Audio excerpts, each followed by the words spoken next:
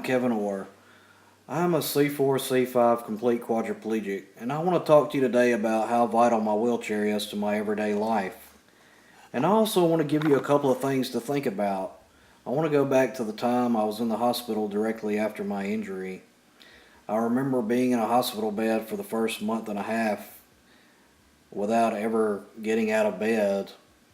I never had a view of anything else but a hospital room. And then one day, my therapist arrived with a wheelchair that I could drive using my mouth with a sip and puff system. I remember rolling through the hallways of the hospital and just feeling empowered for the first time again. The chair gave me my mobility back. When I got back to the room, I immediately rolled to the window to look outside for the first time. It was just such a peaceful moment. I was still in so much pain, but it gave me an amazing feeling for the first time again. Then later at the Shepherd Center, I remember meeting my doctor, who was a paraplegic, and I'll never forget that day. He had a model of a spine that he was holding up while he was explaining that my injury level would keep me from ever walking again. So at that moment and that day, I knew my wheelchair had become my legs. And that's a saying that I tell everybody, that my wheelchair doesn't define me as a person, but it is my legs and it's a part of my body. Now, I've been using my chair for over 7 years now, and I'm in the same one that I first ordered in the hospital. I wouldn't know what to do without it. I've traveled so many miles on my chair and replaced tires because of this. I've also went through a few tilt motors because of the weight shifts I have to do to keep me from getting pressure sores.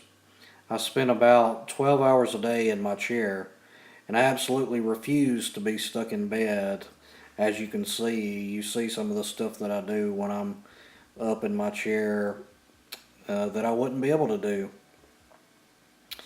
I'm always on the go. I love college football. I've got season tickets. I go to every home football game to watch my team play in the SEC. I'm an artist and volunteer at Our Artworks, and it's a place where people with disabilities are welcome to come show their artistic side by painting. And I'm here almost every day of the week, so if my chair broke down, I'd be stuck inside every day and not doing all the things that I love. And I would never have met half the people that I know, and people would never have an opportunity to see how much I can do despite my injury. And a lot of the people that I've met, you see some of them in this video.